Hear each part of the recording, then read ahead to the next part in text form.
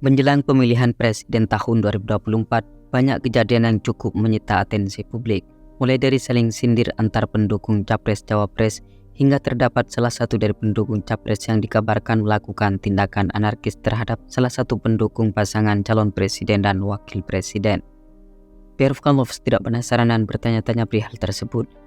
Berikut ini beberapa kasus dan isu penembakan terkait Pilpres 2024.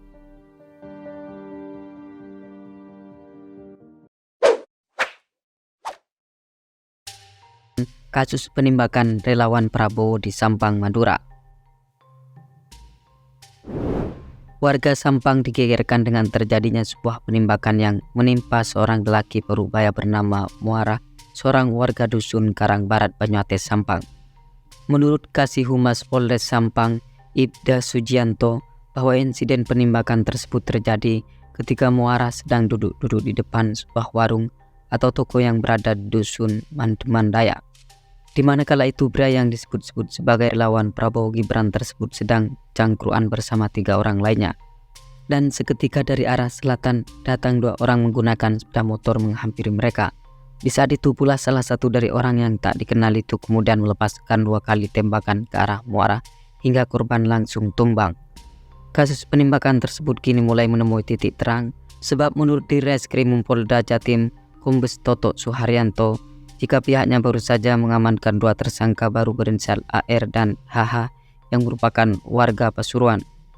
Kedua tersangka baru tersebut berhasil diamankan setelah Ditreskrimum Polda Jatim melakukan serangkaian penyidikan sejak Jumat 22 Desember 2023. Tidak cukup sampai di situ saja, sebelumnya polisi juga sudah mengamankan MW, oknum Kades warga Sampang, H warga Sampang, dan S warga Sampang.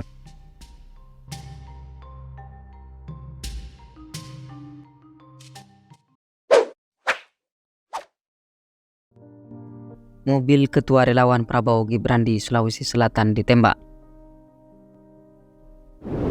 Peristiwa yang tidak mengenakan menimpa Ketua Relawan Prabowo Gibran Sulawesi Selatan, Jabal Nur. Pasalnya mobil miliknya ditembak orang tidak dikenal di halaman kantor BRI unit Pontomani, Kecamatan Bisapu Bantiang pada tanggal 11 Januari 2024 sekitar pukul 22.30 WITA. Mobil tersebut ditembak dari arah belakang hingga berlubang dan tampak retak. Beruntung pada saat kejadian tidak ada pengemudi atau orang di dalam mobil itu, sehingga tidak ada korban jiwa dalam peristiwa penembakan tersebut. Peristiwa yang mengerikan itu saat ini tengah diselidiki oleh Polda Sulsel. Dan menurut Kabid Humas Polda Sulsel, Kombes Pol Komang, jika pihaknya tengah memeriksa CCTV yang ada di lokasi kejadian dan memeriksa sejumlah saksi.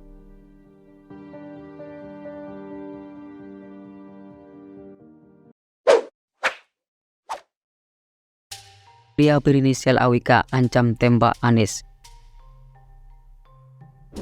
Seorang pria berinisial AWK yang mengancam akan menembak Capres nomor urut 1 Anies Baswedan telah ditangkap oleh pihak kepolisian.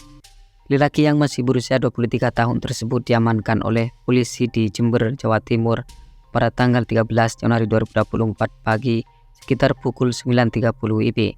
Dan yang bersangkutan langsung dibawa petugas kepolisian dari Bareskrim Polri untuk pemeriksaan lebih lanjut. Menurut Kadif Humas Polri, Irjen Sandi Nugroho, jika tim penyidik gabungan dari Direktorat Cyber Bareskrim Polri dan Polda Jawa Timur masih memeriksa pelaku secara intensif. Penangkapan pria berinisial AWK itu juga telah sampai ke telinga Anies Baswedan.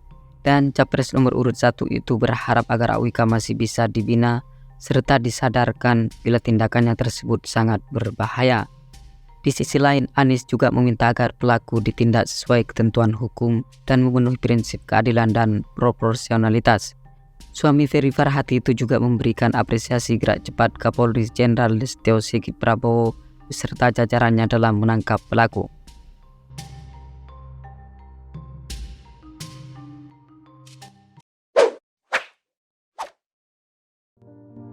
Pria berinisial AN yang ancam tembak Anies menyerahkan diri. Tertangkapnya pria berinisial AWK beberapa waktu yang lalu rupanya tidak membuat orang yang benci sama Anies jadi lebih hati-hati dalam bertindak. Terbukti baru-baru ini terdapat seorang pria berinisial AN melakukan hal yang sama, yakni mengancam akan menembak Anies Baswedan. Atas tindakannya yang sudah di luar batas kewajaran tersebut, membuat pria yang masih berusia 22 tahun itu harus berurusan dengan pihak berwenang. Dilansir dari detik.com bahwa anak muda yang diketahui sebagai pemilik akun Instagram @rifariansa itu pada akhirnya menyerahkan diri ke kantor polisi terdekat. Menurut Kabid Humas Polda Kaltim, Kombes Yusuf Stijo, bila AN yang merupakan warga Sengata, Kutai Timur, menyerahkan diri pada tanggal 14 Januari 2024.